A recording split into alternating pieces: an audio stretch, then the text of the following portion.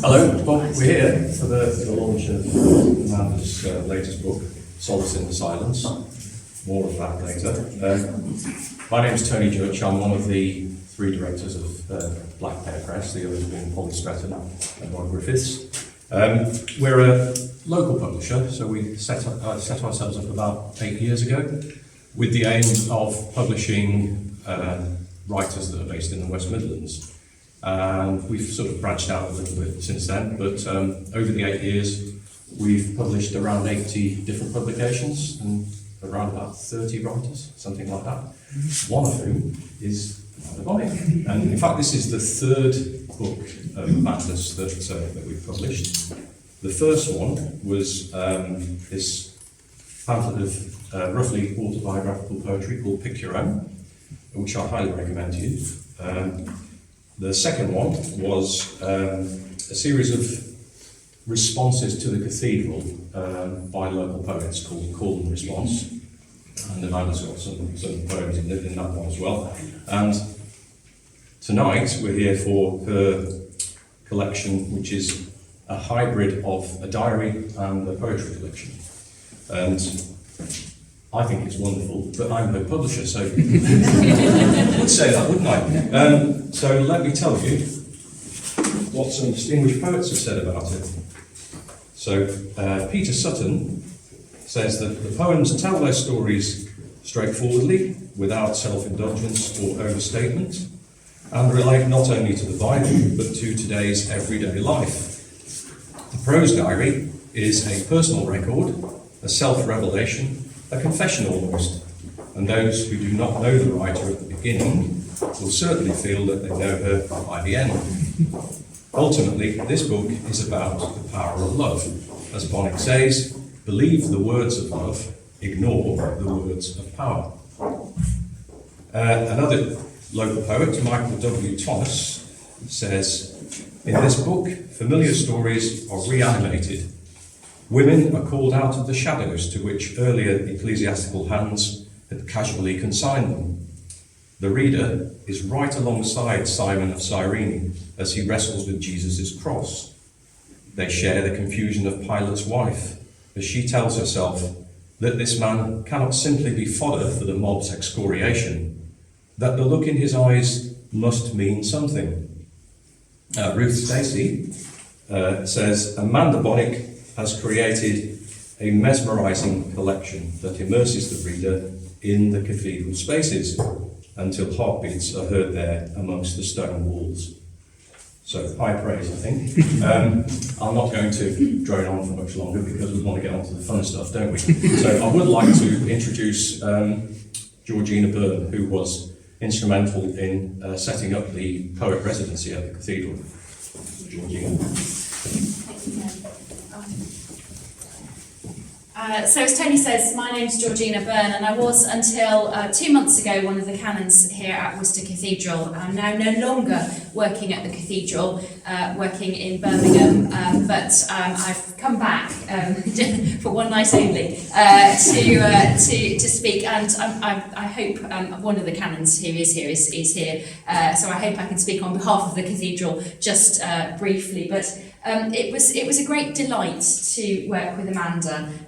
It seems like ages ago that she first sort of approached me in a side aisle after a service and said something along the lines of, would you consider having a poet in residence at the cathedral? And we have had a history of artists in residence, so I knew there was some sort of form for this. But we didn't really know, and we sort of explored it together over cups of tea and chats, and we put together what we thought was a great plan whereby Amanda would come into the building and sit in the building and create these wonderful poems, and she would also engage with the community, because that was really important to us as well, that there was something that a poet or an artist can bring, a creative person can bring and offer on behalf of the cathedral to the wider community. And so she was set up with Dan, director of our education team, to engage with children and families in half terms, which she was very happy to do, having done already so much of this sort of thing at the Hive as well. Was meat and drink to her. And I think you managed one half term, the February half term 2020, it all went pear-shaped. Sorry, not pear, obviously pear-shaped, belly up, and COVID-shaped. But we were immensely grateful because so much of what we did here at the cathedral had to move out of the building online, and Amanda's poems, particularly the Stations of the Cross poems, just at that point when the building was closed to not just the members of the public but us as clergy as well. I can't tell you how painful that was for all of us. Amanda's poems kept us going in those dark points in Lent and Holy Week up to Easter, and we were very grateful for that. And then the call and response booklet as well, that drew in other poets and writers from around the area to respond to the cathedral. We had that launch on Zoom. I remember sitting in my study for that launch. It's a fantastic collection. I have had the privilege of reading all of these poems already, and I found myself moved to tears by some of the poems in the book. They're really lovely. In fact, one of them is printed out with Amanda's permission, is on the wall of my office in my new place of work, where I'm training members of the clergy, Anglican and Methodists, and it's about ministry, and it is on my wall in my office for people to look at because I was so touched by it. So thank you, Amanda, for this collection of poems and for the diary that goes along with it. And it is a beautiful book and beautiful poems. And a beautiful writer, so I'm really pleased to congratulate you. Thank you here today. So, over to you. Thank you.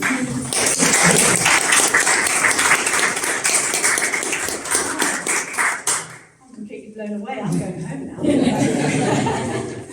So I've got some thanks before we get to the meat of it. I want to thank, first of all, Polly Stretton at Black Pear Press. She can't be here. We're recording there, so I'm saying hi, Polly. Thank you. Thank you. With Polly and Georgina, they both said yes to this project, this mad thing that I came up with back in 2019, pre-COVID. And I was so grateful to them, and that gave it the impetus to carry on. And as Georgina was saying, we came up with a format because there wasn't a format before, and the format was that we were going to span the liturgical year, follow the church year through, and I was going to respond to that and respond to the spaces. That was quite difficult to do in the subsequent pandemic, as we know. So I also have some thanks as well as Georgina, to the Dean for allowing this all to happen, to Stephen, has he gone? He's over there, good. Stephen for doing the photos, the beautiful photos front and back of the book, so happy for that.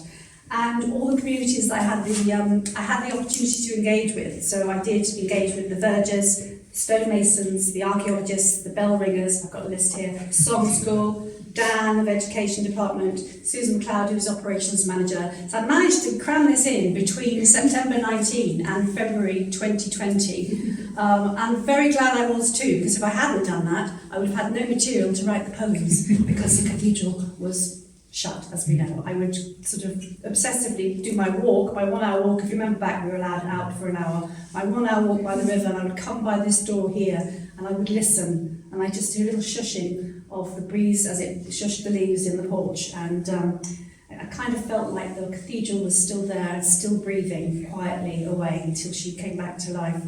So one of the joys was getting to know the communities. So the first 4 poems I'm going to read are about the communities in the cathedral, and then we'll move on then to the big series of poems, more sombre series of poems, the Stations of the Cross, that sit at the centre of the book, but I'll introduce those in a bit. So the first poem I'd like to read is about this place that we're in. So on my birthday in February 2020, I managed to have a tour. I had a hard hat and a high vis, never worn those before, felt great. And this floor wasn't down. There were masons and stonemasons all over the place, chipping away, and it was really exciting. And it was really lovely to be here as it's finished and beautiful. It's really beautiful. So it's called Undercroft. The low roof vaults over our heads, branching from rooted trunks of pillars. An unknown arch rays outwards, a sunburst of slate, cheeky stone head peeking round its edge. My gaze follows a shaft of sunlight up to a tiny window where one man, hard hat, high vis, laddered, works. Chip, chip, chip of chisel and mallet. We are more than builders, we can serve. It's in our blood. My father, grandfather, great-grandfather all worked like this. He gestures to the tools, the stone, the buckets of mortar. Chip, chip, chip of chisel and mallet. 10 centuries ago, and the stonemason, in woolen cap and leather belt, takes his place, works the stone, dust rising, trowels the hot lime mortar. He matches and patches each new stone to the old beneath, stitching his present to his past, talking in hope to us, his imagined future. And we, here, excited about our future, tip our hats to him and share this, a heritage that shapes the stones that hold this sacred place. Thank you. So, the next community that I'm engaged with was the song school, and that was exciting. It was on a day, an evening a bit like this. It was dark outside, and I went into another one of the there are lots of secret doors around. There's another secret door, and I felt very honoured to go into this very different world. It's not a world that I normally encounter. And so this is about meeting all the boys and the adults who are singing and rehearsing their songs. So, song school. The sun slowly leaves the sky. Winter trees scratch bruised clouds. The smell of toast and bagels rises in the warm kitchen. Boys eat, chat, rock back and forth on chairs as all boys do. The music master arrives and we are off to a bright white room. High desks, stool and a piano central. Straight into it, their voices bounce off the walls and blast me back into my place. Where do they pack the air in their tiny frames? They should be round as red balloons, tethered and bobbing. All eyes on me, bringing the boys back phrase by phrase, breath by breath, to focus. Be together in the silence and the singing will take care of itself. The fall and glide of the reassuring hand, showing not only the beat, but the feeling. The rehearsal is grooving. Technique and emotions marry in a wall of sound. Exalted by closeness to such beauty, my eyes close and all is song. Full dark outside. Black windows mirror a little room of light sailing, arc-like on an ocean of sound, a sea of midwinter night. The trebles rise above deeper resonance. Music fills the room, flows out the open door and down the stairs, and we follow through the house, the secret song school door and into the cathedral cloisters. Now it is evensong. I take my seat and they enter, altered. The service starts as it does every evening. The holy words not the only solace for hurt hearts and lost souls, but also the clear young voices singing ancient wisdom, breath and voice and feeling and focus all together, praising God. Thank you. So, I didn't actually get a chance to go up into the bell tower. I still haven't, so I'm going to send that check in soon, and hopefully I'll be able to get up there and see what the bells are like. But I did a bit of research about the bells, and this is the poem that is the result. It's called Ropeside, and I was very happy also to get it published in the Ringing Times. So yes, thank you. A bit more. That's quite an accolade, I believe. It makes me feel like I almost know what I'm talking about. So it's called Ropeside. The hand is there before the conscious thought. The sally fits the palm before the pull before the headstock turns on gudgeon pins, and the bell, all nearly 500 kilograms, begins its massive swing before the clapper meets the lip of the ever-smiling mouth and sounds the first chime of the peal. Ropeside it's called. Worcester trains its ringers well, like high-tower belfry-living pilots, who simulate through software the carillon, the peal, until the practice is held deep in the bones. The marrow, the muscle, and the cry, "Catch hold," calls all instincts into play, and they feel the rope on skin, sending the collective intent to the mighty giants sleeping in the bell tower. Visit 6 brass-tongued beauties, grandees now, cloistered in genteel retirement, recalling past peals. Examine them from their crown past their waist, that tender indent of a shapely sway, to their open mouths, stoppered on the stone resting place. A regular epitaph is engraved on each. They hold, like oak or redwood, in their dendrochronology the history of these small islands. Peals for this coronation, muffled bells for that stately death, and the joyous clamour of the quick ding-dong for celebration and relief at the end of war, each event marked and rung. And when the nation mourns, Worcester, alone of all churches, rings with the harmonic minor, the lament, the haunting plaintive sound that accompanies each New Year's Eve, Remembrance Sunday and Good Friday. And when the nation fears and invasion threatens, the bells fall silent. A cold, frightening time when normal rhythms are stilled and we tiptoe through our days waiting. How glorious then are the gathering and falling of the happy peals that ring out across city and countryside, the loudest instrument in all the world doing what it does best, announcing the good news. Thank you.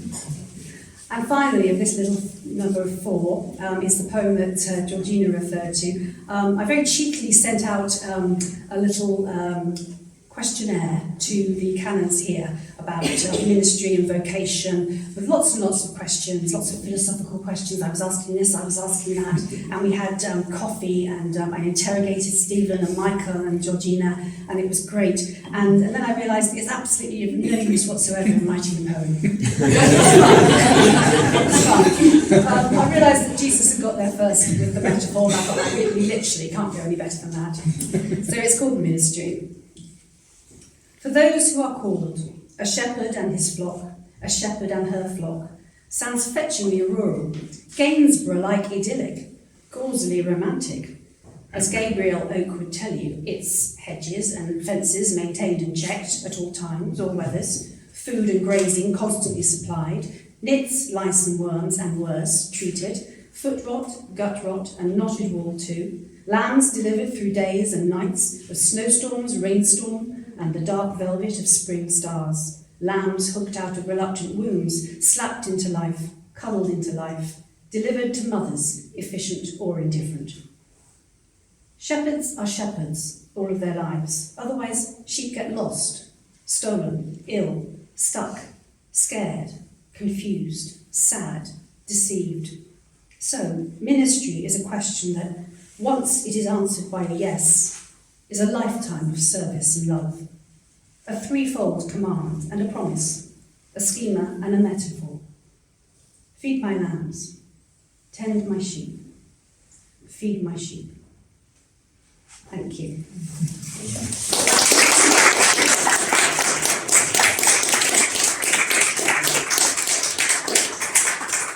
So, now we move on to the next part of the evening.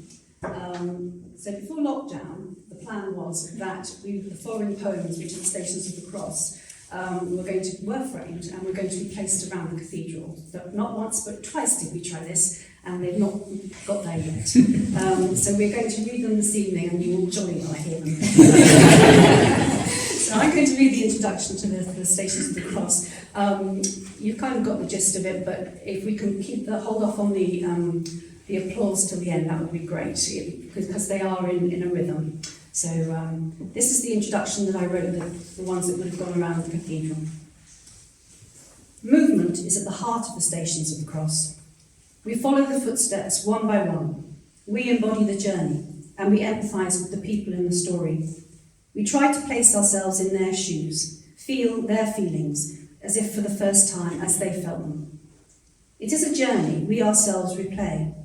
Moments of temptation, moments of betrayal, moments of complete surrender and total loss, every day and over our whole lives. But this sequence shows we do not get stuck at any of the stations. It is dynamic. We move on and keep moving, reaching the final station, then moving beyond.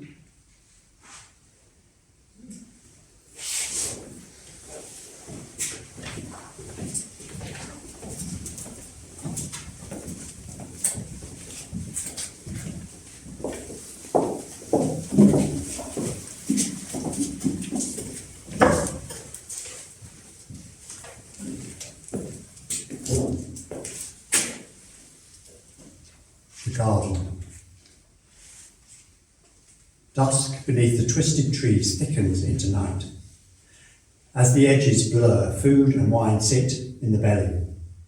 Eyes droop. Heat still rises from the earth. Insects chirrup. Apart, he is motionless, except sweat dripping under hair into eyes, joining tears. He is a flood. He knows how this must go. It will roll out like a carpet onto the floor, its story already woven. But he needn't unfold it yet. He could keep it under his arm and steal away. Doubt shakes him, doubt echoing from the beginning when he sat empty on a sun-sharp rock overlooking the world. He was young and strong then, while his friends sleep on, innocent. Prayer, deeper than fear, wrenches him from within. A decision, a new birthing.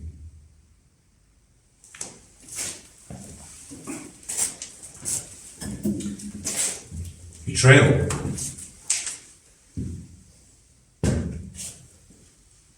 In the end, it was pure theatre. Lights blazing through the thick dark, glint of soldiers' metal and clink of swords, a kiss of betrayal. Jesus, almost weary, almost humorous. Day after day I sat in the temple teaching, and you did not seize me. Why then the kiss, Judas? Everyone knows Jesus. After all, he's the famous sensation. Followers throng and crowds seethe. I had to kiss him. The chief priests insisted. Oh, not to identify him, you understand, but to seal my own fate. Brand me. Easiest night's work, I thought. So we understand, Judas. Money is easy to understand after all, but it's the last line that's the killer. When all the disciples forsook him and fled. That merry band, travelling, eating, drinking, healing, catching fish and frying and feeding crowds, forgiving, sharing, bonding, those guys, all of them, leaving Jesus surrounded by his enemies and the dark night.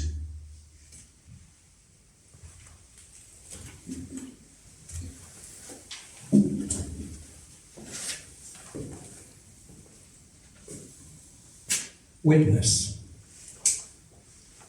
The body writes the truth every day for all to see, for those with eyes.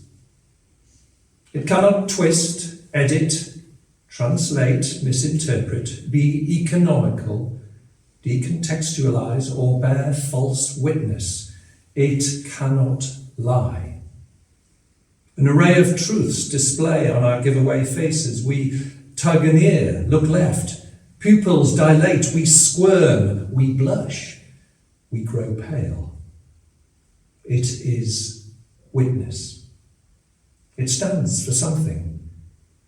We lay it down, tie it up, chain it to railings or trees, glue it to pavements, place it in front of tanks, eyeball to eyeball. More eloquent, then, than men paid to garble and lie, Jesus stands silent. His body speaks, unassailable, indivisible, the Word.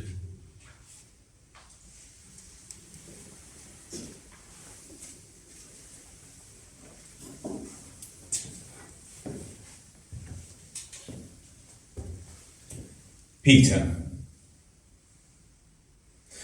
You don't run away completely. You hang around, a sheep searching for its shepherd. but you can't hide your accent. Your hair, your clothes, you stand out like a sore Galilean thumb. You've been in a dream of your own grandeur, your honour, your strength, reliability, toughness. But the cocks crow in your ear, and your Lord's eyes upon you show you your dreams are ash. You were vainglorious, tempestuous, rash, quick to follow, keen, big, rough, a tough-looking fisherman, bearded. Now, messy, hollow-cheeked, red-eyed, you break down and weep when you hear his arithmetic come to pass. 3 times a betrayal, plus twice a cock crowing, equals a man on his knees in despair. You aren't to know then, when you wake to that most wretched of days, when food chokes you as much as your words do, when all look askance at you, when your fellow disciples, frightened too, leave you to stew, you aren't to know he will undo your 3 times table of betrayal, with such a sum of love and more glory than you could measure or deserve.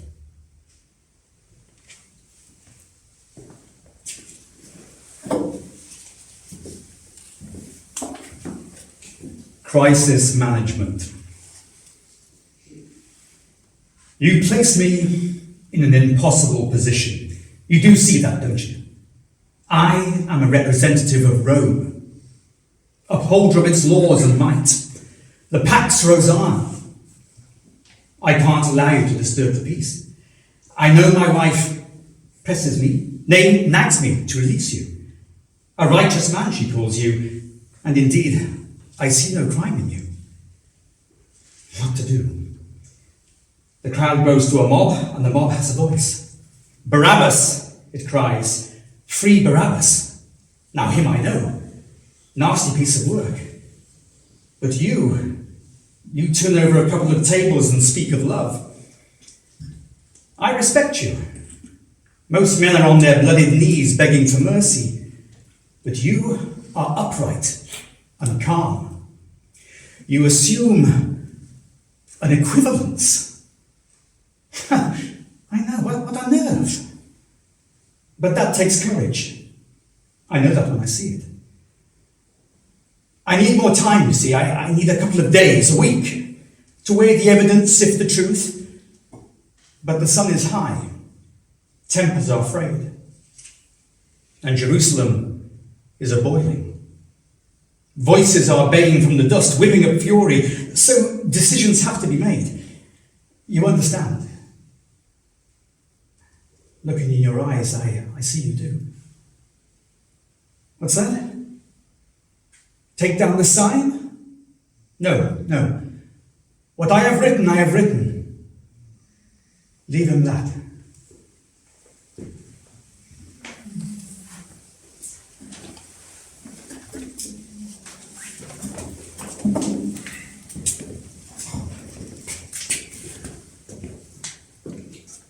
Crown of thorns.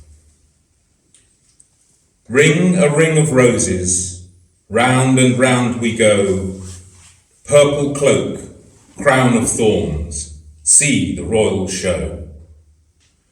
Ring a roses, mock what you don't know. Spit and jeer and call him names, feel your hatred grow. Ring a roses, now we're in the flow. Keep the rhythm going, lads, blow on blow on blow. Ring a roses, one man on the ground, taking turns, one by one, round and round and round. This is playground stuff, we know. Bullies have their problems, acting out fear through hate and cruelty. How could they else, given who they are? how they are trained, how they are treated. The bitten bites back, the hated hates. Except one man, the one in the middle of the game, alone, deserted, derided, clothed like a king, bleeding like a man. He takes it all into his broken heart and returns it with love.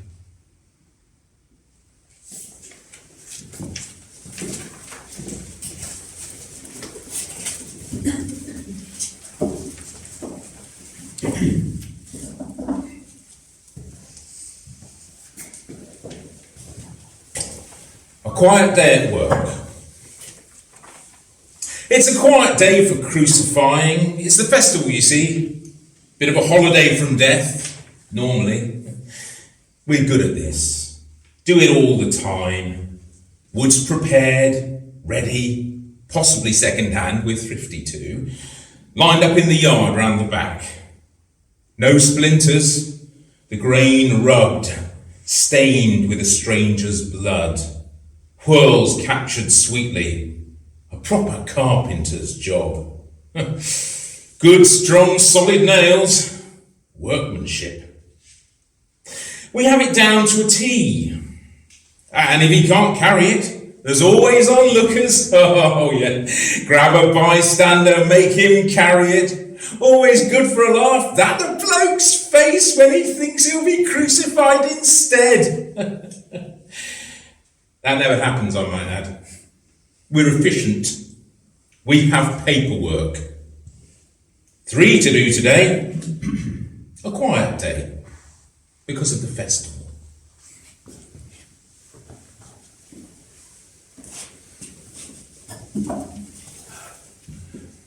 In from the country.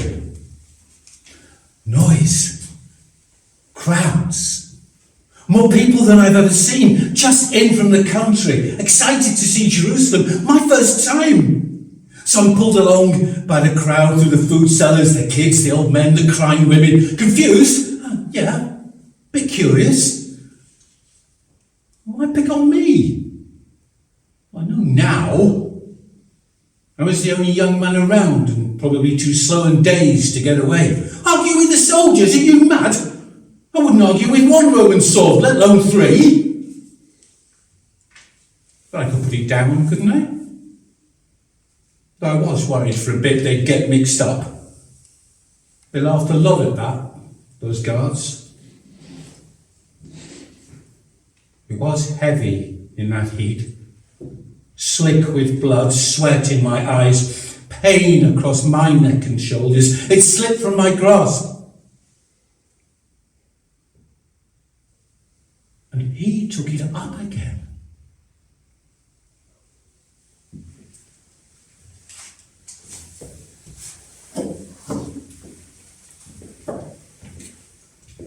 The green wood. Now the streets burst. It starts with 1 or 2, black robes billowing, then 5 or 6, until a full murder of crows gather to bewail the dead, keening, howling. But he is not dead yet, and still vocal. First word since his trial, and he is implacably himself. Women, cease your wailing. Save your pity and your tears for yourselves and Jerusalem.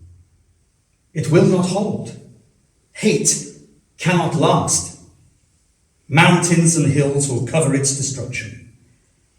See who I am? I am your hope and your future.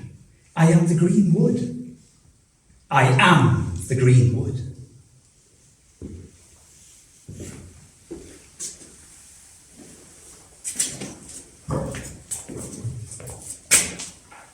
Perspective. Heat, dust, and hungry birds circling. Cries of grief fade into the distance, just an occasional low sob from my mother, my friends, John. Certainly a perspective from here. All human woe and sin stretched out, crying, gambling, mocking, spitting. How can they know, blind as they are, what they are doing? Every muscle a torment, stretched and stressed, every breath a heaving and gasping, blood and sweat in my eyes, lips and tongue cracked and splitting, no way to move out of the pain. The sky darkens and a wind picks up a tiny moment of balm, a change. Everything is change. Give me strength for it.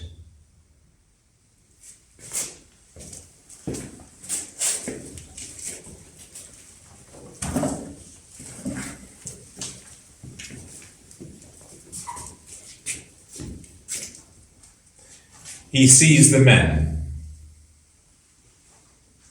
The sun pounds down. Birds wheel patiently and flies gather to feast. Dying, his body twisted and broken, he turns his head, one side, then the next. He sees the men. Right side. What's the fuss? You're dying, like us. Like any thief, criminal, sinner. If you were God, beloved, you'd be out of this in a heartbeat, with your enemies dead in their armour and we three on the open road back to the cruel north. Go on, I dare you. Free us all, O mighty one. One last chance. Listen to me. You have the power. You choose not to use it. Fool. Left side.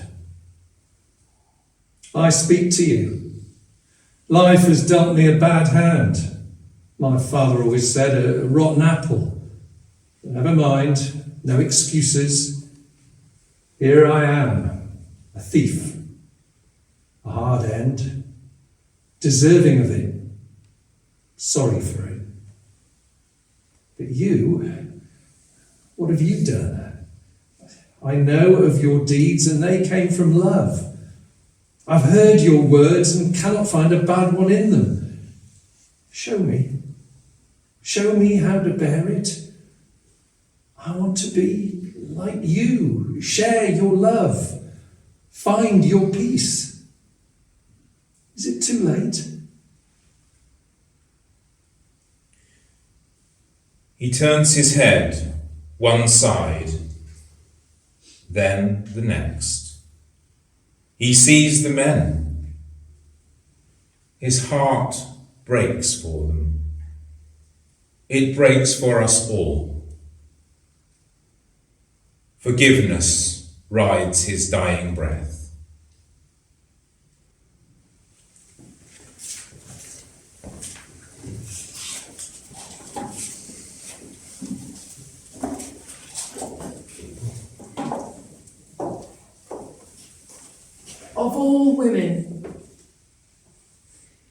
Of all women on the earth, she knows what is coming. She knows the sword will pierce her heart also. She knows the price of love. It was foretold. She was reminded often. In her head, she knows all this. But with her body, her animal body that bore this babe, loved and fed and washed and held this extraordinary child, she does not know. Bewilderment, an old woman's complaint, fogs her mind. Not yet, not now, not like this, not like this. She turns to the others for answers. There are no answers. She needs a young man's arm around her waist to hold her up so her grief does not fail her. She needs a broad shoulder to rest her burning forehead. And he who always provided this is ripped away, killed in front of her. The Jordan could not contain all a mother's tears. She could baptize all the world with her sorrow. She ages 30 years in one day. His friend is there, next to her. His arm holds her up. His shoulder is damp from her weeping. In the years ahead they would talk, share, remember. But for now, his mother clings to his beloved, and they watch him die.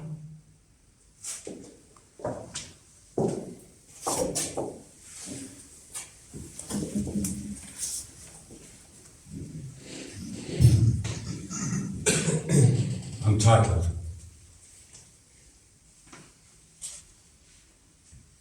"3 hours of darkness, and we were glad of it. All day we had watched, turned away finally from the dying of the light in his eyes. We did not see the earth quaking, tombs opening, or the dead walking, but we heard his cry, his drowning cry. Another cry!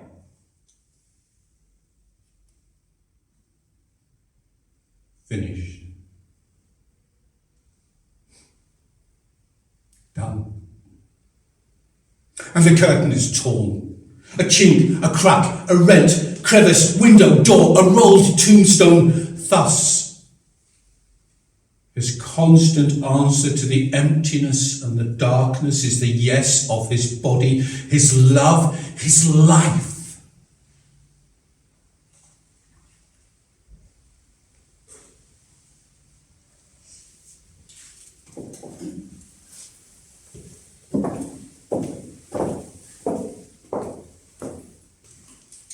Until. First chance we've had to think. The day's heat slips away. Stars prick the sky and deep shadows sharpen the boulder's edge. You seem so near I could embrace you. Then I see the sealed tomb and you are immeasurably distant.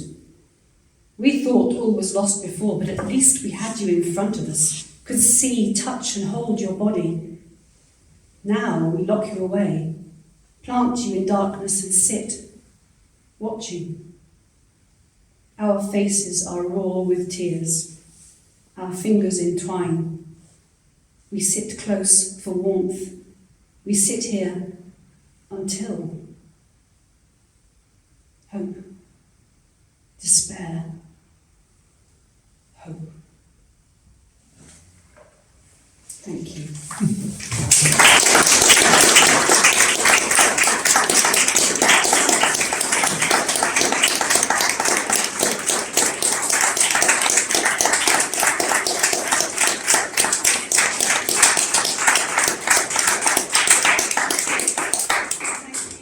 So much, and thank you for your attention.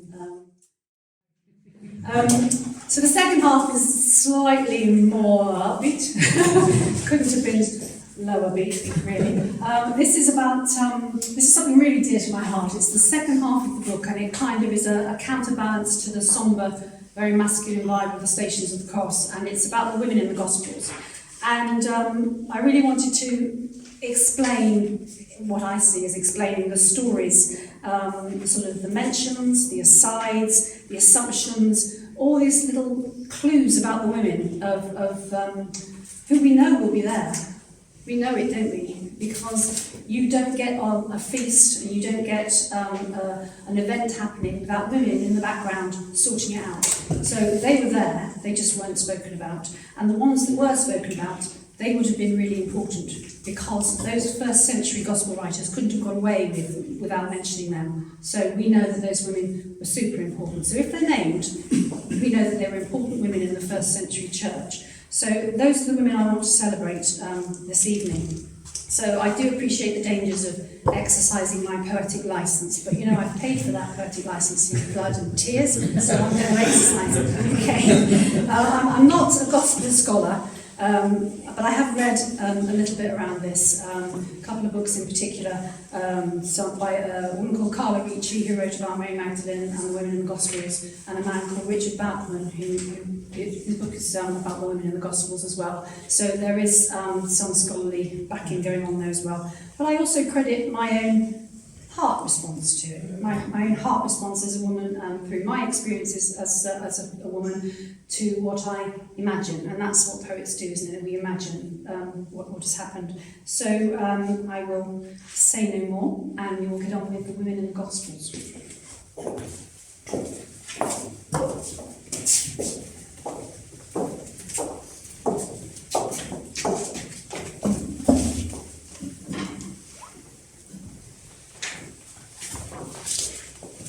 Oil and tears.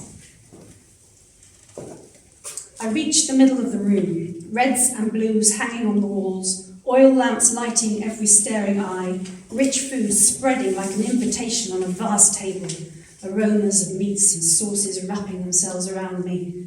I see clothes of unimaginable colour and cleanliness, starched and elegant, grand enough to be worn by angels, but I cannot see my own faded robe, my market stall bangles and shabby ribbons. My eyes are drawn to you, where all the paths of light lead. And the tears are starting, rising up from the deepest well of love and gratitude through the earth, through my dusty naked feet, up and up into my centre. I am filled again and again. Where else can the living flood emerge but from my eyes? You tell me I am forgiven, that I am changed now and all my hurts are healed. So I want to heal you from the shadows of the hurt to come. With this great healing spring of life, I kneel and tributaries swell to rivers as I weep at your feet.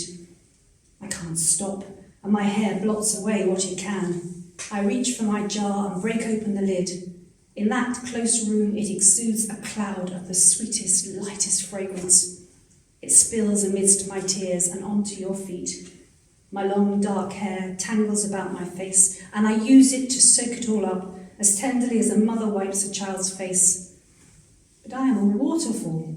In that thunderous roar, I cannot hear the excited start of gossip, and between the curtains of my hair, I cannot see the lascivious fascination pick up and spread like a tiny chain of wicked flames. Side-eye from Simon the Pharisee. Everything in place, food, drink, guest list, discreet lighting, beautifully laden table, polished silver, rich smell of the cooked meats rising. All arranged. Introductions, light chat, a few stories, gentle questions, then a little tougher. Put him on the spot, sound him out. But this, how did she get in? I'll have to have words with the staff. How dare she approach my guest in my house, at my dinner? Ruined. That woman weeping and weeping, touching him with her dirty hands, her hair, her lips. Who knows where she's been? I could guess. I know her type. Simon, I hear you. You who gave me no embrace, who keep stiffly from me, nervous of my touch and of your own. I arrive and you give me nothing. While you count your spoons, Simon, she has not ceased to kiss me. While you check your wine, she breaks her fine flask and anoints me. You do not anoint my head with any welcome, but she has anointed me with precious oil. You give me no water to wash the street off my feet, but she has soaked my feet with her tears. You give me no linen, but she dries my feet with her hair. Hush, Simon. Who between you loves me best? I know her. She is oil and tears, hair and kisses, gratitude and courage. She is all love, and I am all forgiveness.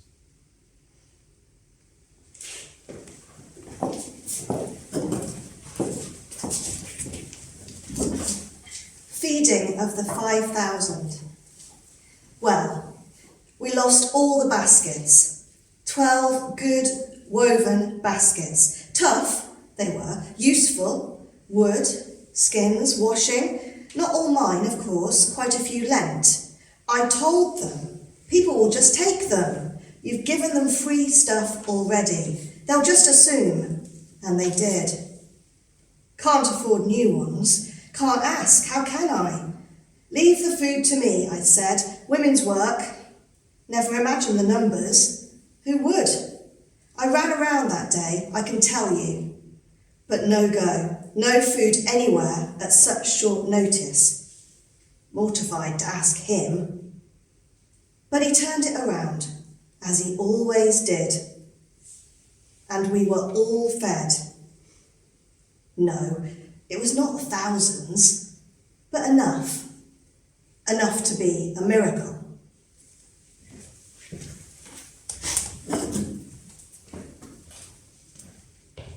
Jairus' daughter. In and out of fever, no sense anywhere. Walls moving as I breathed, fire scorched me. Voices around me crying and wailing. From the other room, laughter, somewhere mocking. In the dark, alone, wanting my mother, waiting for her touch, her voice. Whose voice pulled me back as I drifted away? I don't know, but he called me little girl and called for food. I was no baby, I told him later. I was fully 12, nearly a woman, but I was glad of the meal.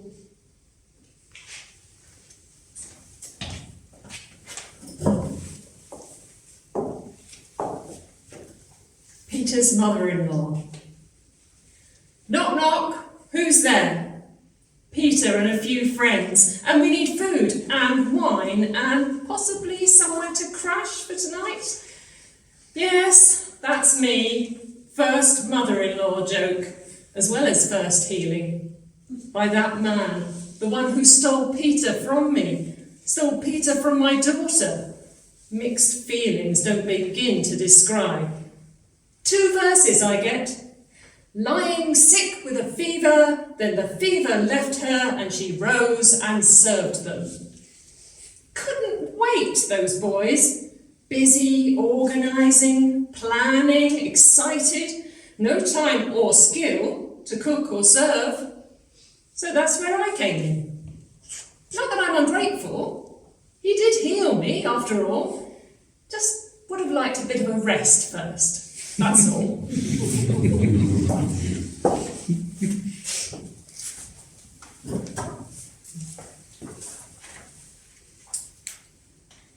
Mary Magdalene, who do you say that I am? Some say I met the Emperor of Rome on my travels, who egged me on, caught me red-handed, guilty of being right. Some call me a whore in words and paint and film. Mel Gibson's take is Monica Bellucci, smudged mascara and sexy hair. Caravaggio, Piero di Cosmina, Holbein, all chip in. Lubricious voyeurs, me, exotic, hair flowing, dangerous. I am not your convenient opposite. Your history's harlot, soft repository of sinful fantasy, male sins atoned by my tears, my hair shirt, my ashes, my naughty glint in the eye. Don't set me up against the other Mary, whiter than white mother. I know, a dichotomy always holds the circling devils outside the homestead, but it paints us false and limits us both. In truth, I am what all people are. I hold within me the sum of my choices. Don't simplify, Don't patronise. Don't explain away.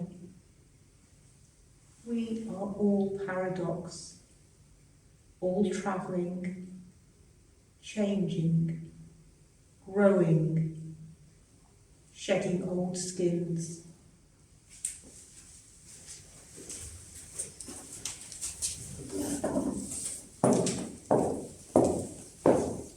Mary Magdalene, who am I? I am the healed woman who was turned around, who followed, who supported, who worked, who stayed, who travelled, who stayed, who stayed, who stayed, who stayed outside Sanhedrin, outside Pilate's palace, following through roiling streets, collapsing at the cross, negotiating with guards, finding Joseph of Arimathea, cleaning and wrapping his body. Tomb, then tombstone, then dark. 2 long nights of dark, never leaving. Earthquake, stone rolling, guards wailing.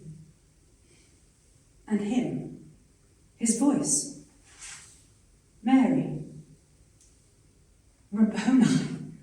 And then all the bells of heaven ringing in my ears, and then running, skirts flapping, veil streaming, tears drying. Good news, best news. And telling it ever since.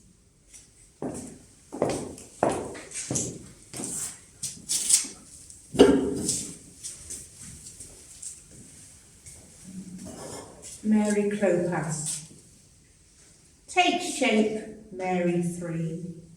Step forward from the shadows and unwind your veil. Break from the dark into the sunlit garden and let us see your smiling face. Tell us if we're right on our detective trail. First clue, Clopas. You are the mother of Simon. Simon, who is the son of Clopas, which is backward speak for you are the wife of Clopas. Second clue, Clopas is the brother of Joseph, the Joseph, husband of Mary, father of Jesus. By my reckoning, which I admit may be a little crooked, this makes you Jesus's aunt. This theory I like. I am an aunt. You get to be cool. A grown-up and a friend. A refuge from parents. A confessional. A sounding board. An ally and an alternative. I so want this to be true, even if it isn't. We do know you were there, Mary 3, until the end. True, brave, and loyal. Best qualities of an aunt.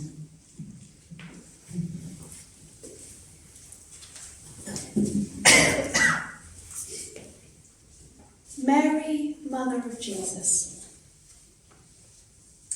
Epitome of obedience, head bowed, accepting. You empty yourself to be filled by God. But what if? What if you are the spirited girl who scrapes her knees on the hard rocks in the mountains, who chases the goats to hear their bells clang, who twiddles her long, untidy hair into scrappy ringlets as she watches stars wheel in the sky and cluster thickly over the milk-warm waters of Galilee? What if you are the girl who argues every toss, who exasperates her parents with her quick backchat, then makes them laugh with her funny faces and wild dancing? What if you are the girl who can swim a mile further than your brothers, can persuade the stubborn donkey to move, with whispered love words in its velvet ears, who can spin a plate longer than a song, who can knit and sew badly, yet still surprise a sister with a robe made secretly and with love, who escapes the town whenever she can to visit the herdsmen and animals, to watch the fish gleaming, leaping in the drop-shaking nets hauled from the lake. The girl who cannot sit still long enough to write her own name. Miriam, and then she's off and out to follow the ring of the winter rhyming across the folds of the land, to watch the hawks stone dropping onto the mouse. This girl, this spirit, this energy, who recognises her purpose, who gathers her courage, salty, peppery, spiced by wit, and bows her head to what feels like her life story, what feels like our life story, to open her heart to what she knows all along exists beneath, behind, within every single living being.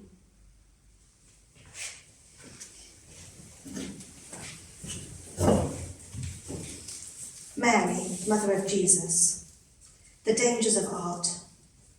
Madonna, seated, blue-robed, head covered, baby cradling, face tilted down, filled with love, a warm cocoon, safe, secure.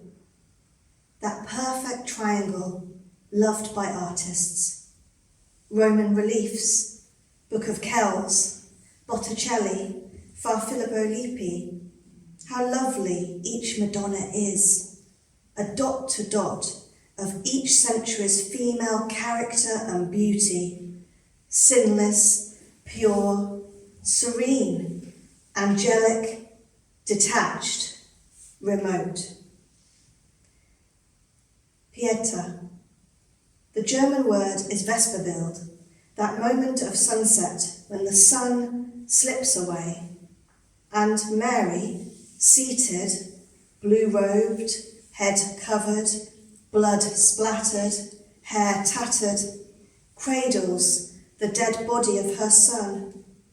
Her gown billows around them both, no protection. Her face is lifted in grief, eyes brimming, her whole body a cry, a stretch towards heaven and a tender covering.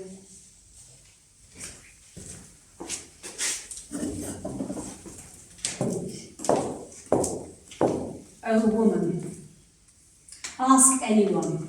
It's what I do. I don't take no, I answer back. And that day I was desperate. My daughter, light of my eyes, was sick and suffering. She's such a sweet one. The teaching of kindness is on her tongue. I couldn't lose her. So I approached him, begged him, implored him. I could see that he was tired, could see his disciples' concern, but when would I get this chance again? Then, he said, he was not sent for me, only for the house of Israel. So that was that. Only it wasn't. I persisted. I may be simple, but that didn't make sense. I knew his love was for everyone. How could it not be? I told him I'd take even the crumbs from under the table. Brought him up short, that did. He turned and looked at me properly. Oh, woman, he said.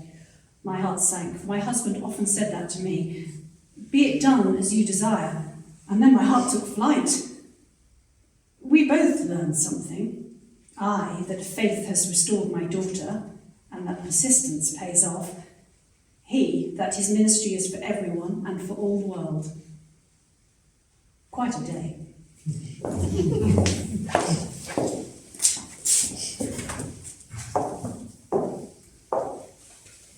Salome. I am a tower on the doubled rock of truth and mercy. Angels hew my stones. Charity carves my roof beams. Faith instates its door, whose unlocked key is my single mind. Who enters here, rejoice. Who leaves, have hearts full of gladness unto the top. Mayest thou answer, Jesus. Mayest thou hear, Jesus. Garland me with brightness and wonder at my single diamond pure nature. For I am not double-minded.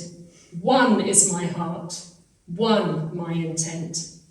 Take me up unto the house of peace, For there is no thought in me but for thee, no thought that is split or twain, all of me in one, and that is thine.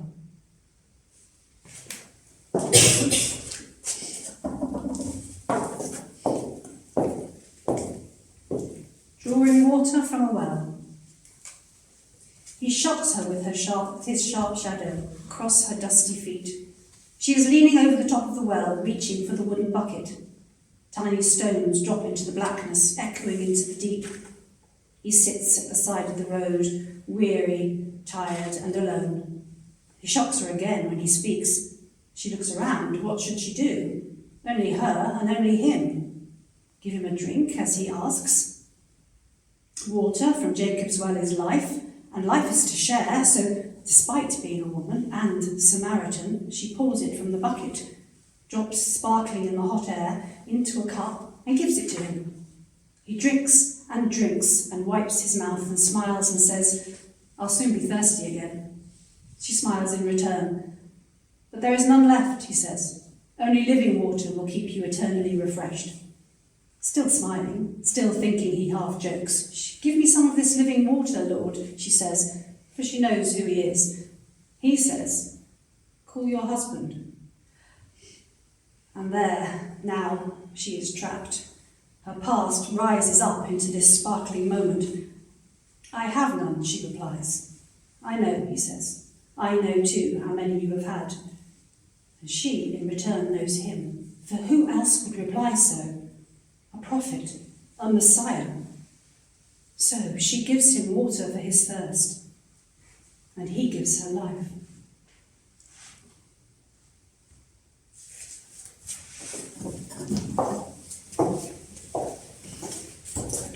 All the other women, not counting. Jesus arrives in the next town. And a house is found for the night. A goat is milked, bread baked, food picked or brought, washed and cooked, served. A sandal is mended, dusty or not, a sleeve re-sewn, a hem done, a headscarf washed, a bed fresh made, fires lit, comfort assured. Ordinary healing occurs. Headaches soothed, toothaches numbed, fevers reduced, aching feet washed. And all the admin, communication, messengers found and paid, organisation of supplies here and the next town, connections used, fundraising for food and travel, supply lines confirmed. Invisible, inaudible, essential, remarkable, wholehearted cornerstones, rich in unseen wisdom, founts of compassion, buried in 2,000 years of dust and forgetting. We see you. We salute you. We love you. Thank you.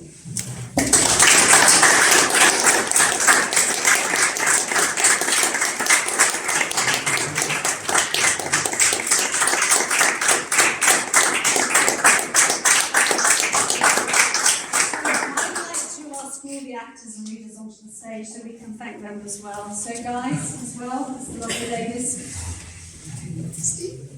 Is there room enough for all of us?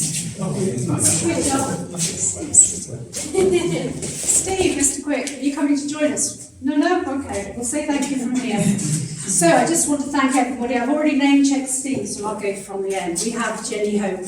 We have Leah Adkins, we have Mr. Philip Ward, Mr. Philip Leach, Mr. Matthew Brockington, Mr. Alan Davidson, Miss Ruth Stacey and Miss Susan Doran. And these are our lovely actors and readers for this evening, and I want to thank them so much for giving their voices to my poems. Thank you.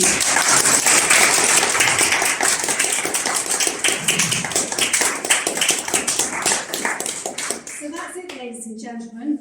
If we want, we could have a little bit of time to stand. Do we have a few minutes for questions and answers, do you think? What's your thoughts on this? Is that pushing it? A few minutes, 5 minutes for questions and answers if we have them. Do we want to return to our seats? So if anybody can think of any questions that they have. Please do send them our way. Tony, we're going to... Yes, I've got one or two just to We haven't prepared this. We haven't prepared this at all. We haven't prepared this at all. You're upstaging, Tony. Come downstage. Did I? Can't remember that. Yeah, no, sorry.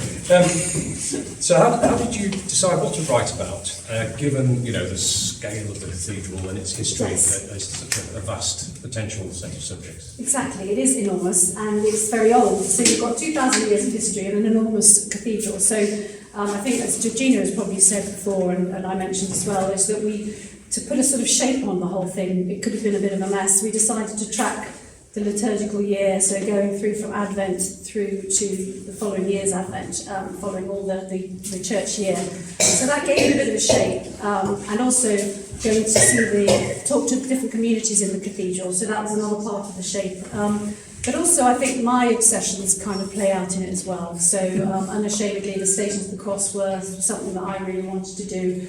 And I've wanted to do that ever since I'd seen an exhibition of art here a few years ago. We've had a few exhibitions of art here that portray the Stations of the Cross in art form, and I wanted to respond to that poetically as well. And also the women in the Gospels, I wanted an opportunity to give those gals a voice. So you certainly did. I got that in as well. Right. So yeah. So that's two very powerful sets of themes that obviously come through. Yeah. Does anybody have a question for Amanda? I just wondered about these Stations of the Cross. They're all done. Are they ever going to appear in the cathedral? Well, that's interesting.